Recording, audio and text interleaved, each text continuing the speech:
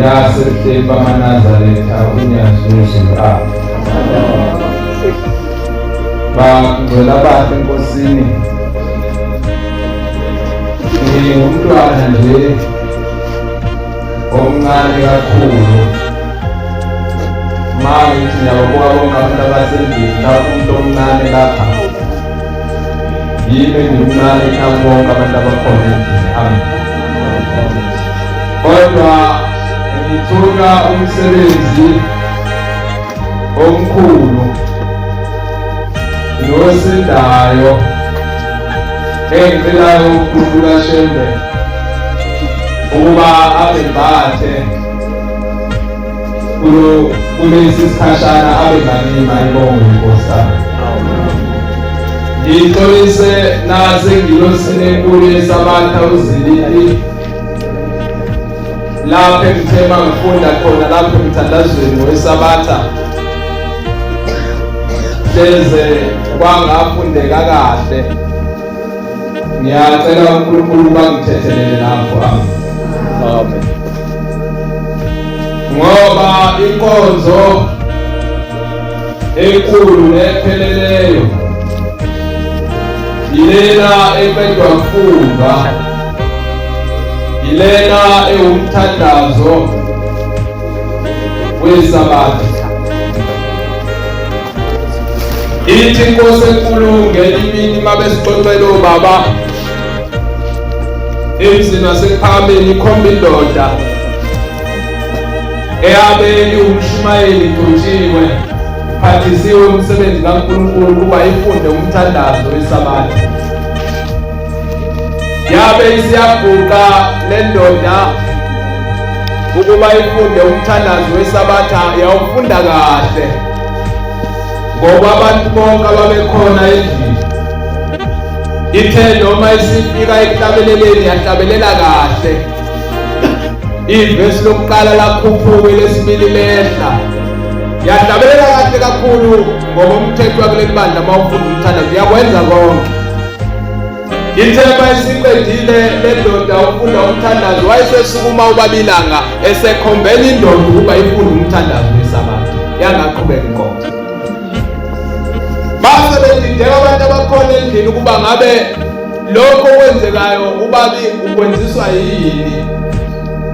Ithemba isifunda nawe uyawufunda kahle yaze yaqeda.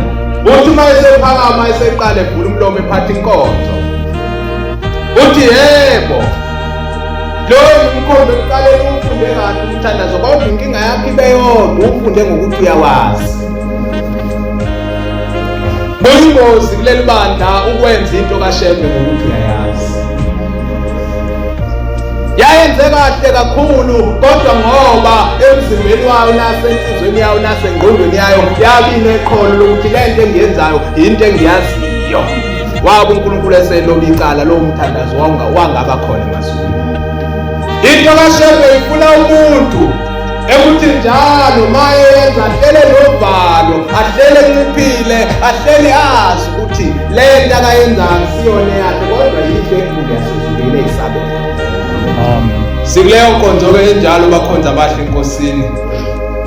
Ngithema ngiqala ngikhuluma ngathi inkonzo enkulu leli lomthandazo. Kwakwenzeka ngenye imini lapha ngaphandle enkundleni uma umfundisi ephethe ibandla. Maye ephethe leli bandla efika njalo esontweni egibele epulpiti. Maye efika epulpiti abese efika evula iBhayibheli efunda incwadi.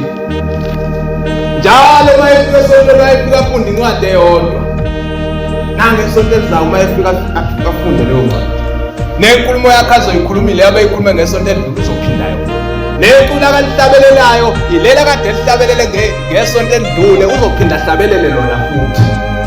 Uthemba yakwenza sihamba isikhathi siqhubeka la selitoyitoya ibandla selimtoyitoyela lithi hayi ngeke thina siyimele lento ukuthi njalo lapho masithi sizonkonzweni sizolalela lencwadi yodwa kaMfundisi, sizolalela lenkonzo yodwa kaMfundisi, sizolalela ukuhlabelela okukodwa kukaMfundisi. Ngeke siyahamba manje lapho emabandleni ke abefundisi banezigaba osuke baphethe bonke usuke ibishop bayibonge inkosi. base behamba beya kumbishop beyomangala base belifaka icala ukuthi hayi umfundisi akenzi kahle. Wayesethi umbishop hayi icala lenalizothethwa la uthi ngesonto elizayo ngizofika lapha esontweni sizothetha icala. Wasefika ngempela umbishophi esema lapha epulpiti esethi ya ningibizile libandla nimangalela umfundisi okhona phambi kwenu ukuthi wenze izinto ezizodwa. Uthi ke manje njoba ngila ngicela ukubuza kulendlu lapha endlini ukuthi kambe lencwadi eyodwa efundwa umfundisi ithini, kambe yona ikusiphi isahluko. Baba yilowo oseceleni kwakhe akazi ukuthi lencwadi ehleli ifundwa ikusiphi isahluko, akazi nokuthi isukwithini kodwa ifunda njalo. Uthi ke lo mbishophi ngakho njoba ngila umfundisi uyaluwina icala ngoba kusho ukuthi lento akayishoyo ayikangeni kini, akaqhubeka ayisho nangesonto elizakasho yona izingene kunina. Kukhona abantu abasolayo abake bayibuze ukuthi kwenziwa yini uShembe athi afunda umthandazo wesabatha kathathu ngesabatha. Ufundwa kathathu ngesabatha hayi kabili. Ya ufundwa kathathu. Ngoba phela isabatha liqala izolo ngokushona kwelanga ayibonge Inkosi. Kwase uqalwa ufundwa. Kwasa manje siwufundile. Nasenkundleni yasemini sizawufunda. Ayibonge Inkosi. Ingoba uNkulunkulu lokho akulobelayo ibona ukuphelela okuyinkonzo ephelele kuye. Ayibonge Inkosi. Ngizocela ukudlule ngomeni.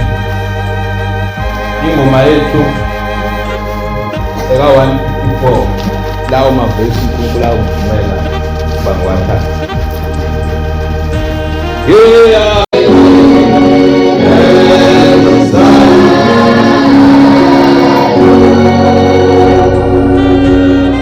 Lendawo engiguqiswe kuyo bakhonza bahle enkosini indaba eyinkinga uNkulunkulu ngolinye usuku masifunda lapha embhalweni usukela umuntu owabe engazange asho lutho, owayengazange futhi wathanda lutho nje, wayethandela ukwanusa. Maye fika kuye uNkulunkulu uthi ngiyakuthuma, hamba uye lapha eGibhithe, lapha ekugqilazwe khona abantwana bami. Uye enkosini uFaro, ufike ungikhululele bona. Lo muntu wayengazange wacela lutho kodwa uNkulunkulu wamsukela wayesemthuma. Ayibonge Inkosi. Uma ufundisisa lapha embhalweni ma uNkulunkulu esemthumile wabe sesuka futhi yena lo uNkulunkulu ma ufunda kukhona ivesi ethi kodwa ngizokwenza inhliziyo kaFaro ibe lukhulu. Yena lo uNkulunkulu kade ethume uMose wabe sejikela ngale esefika kulo wamthuma kuyena uthi hey Faro kuze uMose kuwe uzobhedela ungavuli. Ikhona ingozi enjalo yokuthi uthunyiwe ukukhulumisa kaNkulunkulu kodwa yena uNkulunkulu kuze avivinye abantu abesebenza labo bantu okhuluma kubi inhliziyo zabo zibe lukhulu. Uma le ndoda lapha eBhayibhelini eyabe iuJakobe isiyonile kumnewabo yantshontsha isibusiso sakhe, uma isibaleka ibalekela yena ifuna ngenkembe ifuna ukuyibulala, iyahamba ifika indawo. Uma ifika kule ndawo kwakusebusuku isifikelwa ukukhathala, ifikelwa ubuthongo ukuthi manje sekufanele ilale. Yayisibona itshe, uma ilibona lelitshe kwakuyindawo nje efanele nezindawo zonke yayisilala kuyiqamela kuyo. Ithema isiqamele kuye ebuthongweni bayo yayisibona ngesibonakaliso, ithi ibona iladi lisuke emhlabeni phansi elikhuphuka liya phezulu ezulwini. Ithi leli ladi kwakuphithiza izingilosi zezulu lona. Ithi ithema ibuka phezulu yayisibona owayehlezi esihlalweni sobukhosi kwase kuthiwa le inkosi yamazulu nomhlaba yiyo ekuyiyona yona njengoba uyibonile lapha phezulu. Uthi ke mayisevuka esephaphama esexoxela ebaxoxela uthi le ndawo ngifike ngazi ukuthi kanti le ndawo imnyango wezulu. Njoba sila singawubuka lo round walapha ekhaya ebese ubuka ufanise no round oshiye kwakho. kanti awusekho kulowo ndo ushiye kwakho ususemnyangweni wezulu uqobo lwakho. Nale ndoda yathi mayibuka le ndawo yayibonela izihlahla yabona namatshe ayekhona nasezweni lakubo lapha eyisuka khona yabona lezi zihlahla yathi hayi ziyafana angihlale lapha ngiphumule. Kanti ayazi ukuthi le ndawo esihleli kuyona ngaleso sikhathi iyona ndawo uNkulunkulu ahleli kuyo iwumnyango wezulu. Nathi njengoba silapha kule ndlu sisemnyangweni wezulu uqobo lwawo. Ayibonge Nkosi. Baba uNkulunkulu njalo usebenza ngendawo. Ungaya ethempelini ebese wena uyibonele izihlahla uyibonele lamatshe ungaze wanaka. Kanti cha akufani nalokhu okusuka khona sekuyisezulwini uqobo lwakho. Ayibonge Nkosi. Uma lapha sisendabeni enkulu bakhonza abahle enkosini yokuthi silapha sizofuna uthando lukaShembe. Lona lo uzofuna uthando lukaShembe. Ayibonge Nkosi. Ithi ingoma mangiphiwe Nkosi nami loluthando lomntwana omncane lomdala uzoyicelela lwakhe ukuthi Inkosi mangiphiwe ngoba njengoba sila akekho umuntu ongelutho. Ayibonge Nkosi. Ukhona abantu abake basho njalo uma bebuka izinto kungabe kusethempelini ngabe kuphi ebese umuntu esonga izandla ethi kamlutho mina akekho umuntu ongelutho kuShembe. Ayibonge Nkosi. Ngoba noma sisemhlanganweni noma silapha emathempelini kuthe makuqala engena oqala ongene kulendlu kwase kubalwa ukuthi sengena umuntu. Ayibonge Nkosi. Ngakusho kanjani umuntu ukuthi akanomuntu? Imvama yabantu abasho njalo baye basho ngoba basuke vele benenhloso yokuhlasela abaphambili. Imvama nje abantu abasho njalo basuke benenhloso itarget yabo isuke kulabo abaphambili ukuthi sizothula thina sisonge izandla ake sibabuke ukuthi lento abayenza iyalunga yini. Ikhona indaba enjalo bakhonza abahle enkosini bathathi angalibona abaphambili ake sithule akekho umuntu ongelutho kuShembe. Ayibonge Nkosi.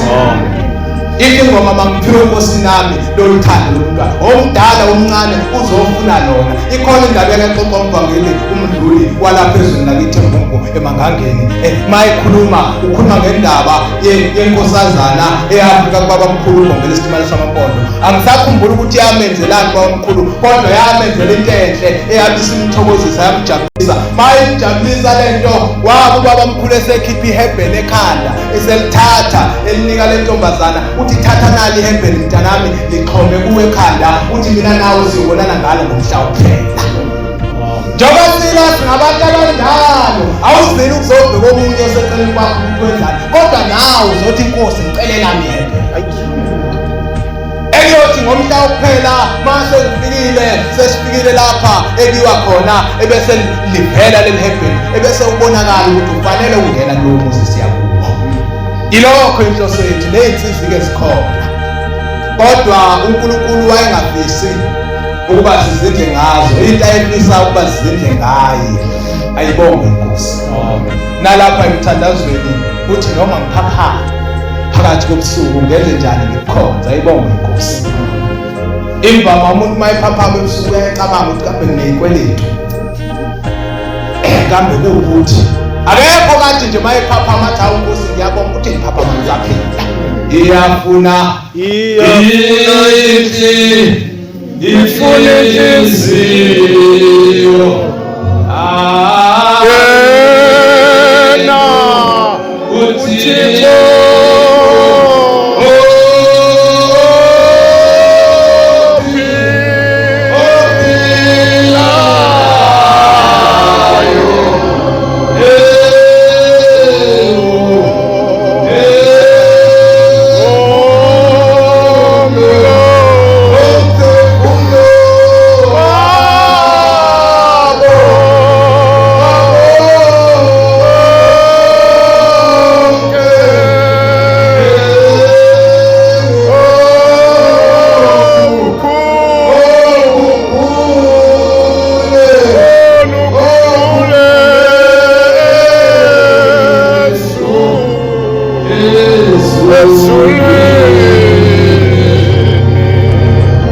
Ilokho wabekufuna uShembe ukuthi inhliziyo yethu ayifunela ayicabangela ngazo zonke izikhathi zokuphila kwethu. Ayibonge Nkosi.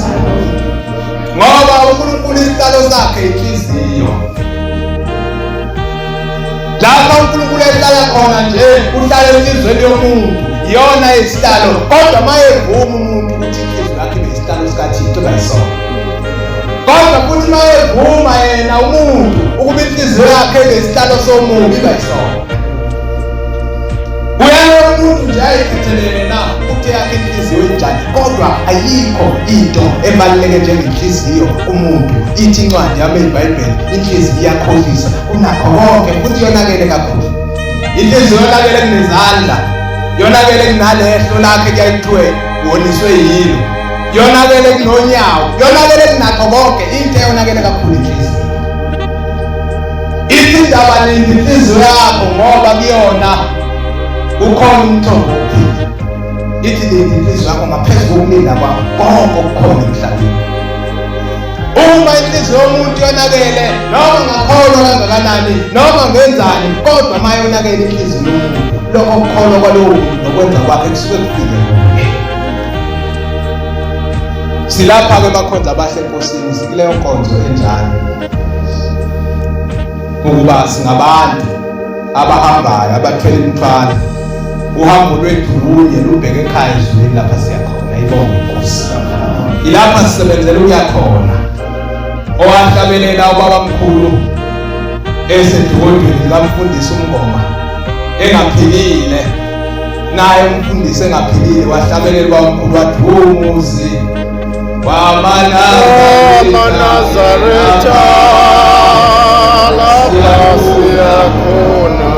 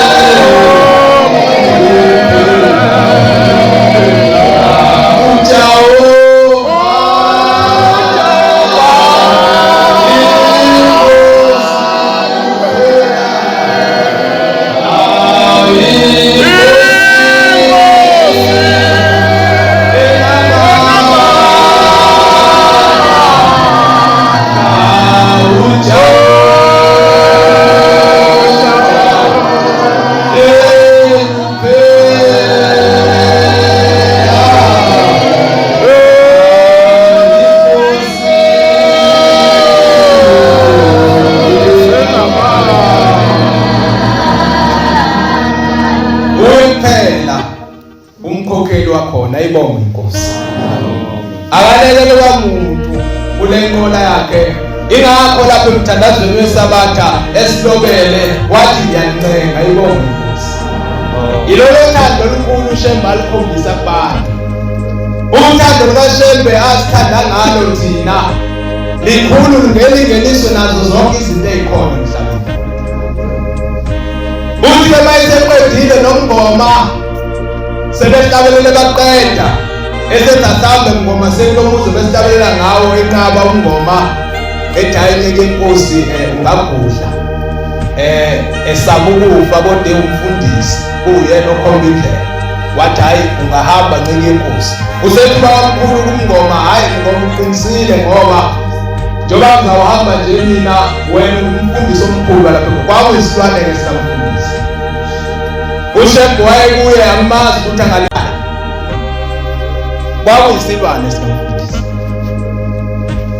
Uma-ke eqeda wamkhulu naye useyahamba uya endlini yakhe kwase kumthandazo wokulala ubiza unkosazana wabekhona unombhala wakhe uSandiwe uDwoza uzongibhalela ngiyokhuluma noNkulunkulu. Base bengena phakathi endlini, bathe bengaphakathi endlini ngiyothandweni olukhulu kaShemba sithandana. Uma bengaphakathi endlini wayesethandaza umthandazo olaphe ngomeni ka-220 mawuthanda ukufunda ungafunda evesini lesithupha. Uthi mayeqala ethandaze ngomlomo umthandazo wokugcina lowo ubaba omkhulu awenzayo uthi inkosi yamazulu umhlaba uthi masinyane uzombiza uthi kodwa ungabalibala abantu bakho amaNazaretha ayingcwele ayibonge inkosi. Akazange athayi ungabalibali abantwana bami ungabalibali abasekhaya kithi kodwa wathi ungabalibali abantwana bakho amaNazaretha ayingcwele ayibonge inkosi. Wona umthandazo omkhulu awenzayo ithi mawuqhubeka laphayana evesini lesikhombisa ithi vusa omunye endlini yakhe ahola abantu bakho ngoba kwaphakade ngangisebenza lindo lakhona. Uma-ke kusuka lapho kwase ulalwa kwase kuvuka ngakusasa ngo-7 ekuseni kulungiselelwa ukwenziwa umthandazo wokuvuka owabe wenziwa ngo-7 ekuseni ngaleyo mihla. Uthe eqale memeza isonto wayelimemeza wayesethumela kwamkhulu esendlini yakhe uthi hambani niyokhuza loba muntu omemeza isonto nimtshele ukuthi akalinde ukwenza lo mthandazo awenza. Yayisiphendula nje kabuhlungu le ndoda yathi hambani niyongibuzela nami kuye kwamkhulu ukuthi akasazi ukuthi lapha ekhaya ngo-7 kuyathandazwa.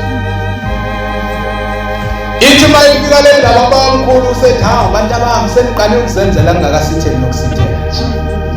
Ithi ingoma yakho yethu umkhokheli wakhona munye uJehova kuphela. Nawo le ndoda yathi siyibona isinalo ulwazi. Ngithela ngiqala ngikhuluma ngathi liyingozi ulwazi entweni kaShemba ayibonge inkosi. Ngoba yona yayithi yenza okufanele, yayithi yenza okulungile ukuthi ngo-7 kuyathanda usekhulu cha lindani bantu abami isikhathi lapha umphefumulo wami ozulana ngaso nesizungu ukuthi leso sikhathi ndobe selenza nomthandazo.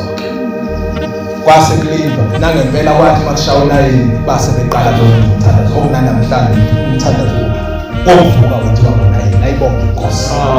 Siloda abantu uma sengihlala phansi ubabilanga kuyo kuthiwa kwakusemzini waseNtanda wabe sephuma iphatha inkonzo yabe incane nje nabantu ababengabaningi ngaleso sikhathi. Uthi mayeqala ekhuluma ukuthi kwakhona indawo kule ndawo le ekwahlushekwa khona kakhulu. Uthi bese bakhona indawo lapho kwakuzwa khona ekwayisekujabuleni kodwa yayiqhelile indawo ekude. Uthi uma uya kule ndawo yayingekho indlela yokuhamba kwaphoqa ukuthi uhambe esiteshini yesitimela ayibonge inkosi. Singabani abafisa ukuyezwini ephakameni ayibonge inkosi. Ayikho ukuthi indlela esingase sihambe ngayo, angeke sihambe ngezimoto zethu, angeke sihambe nakho konke esinakho emhlabeni kodwa kuphoqa ukuthi size kule siteshi sonke isitimela ukufa.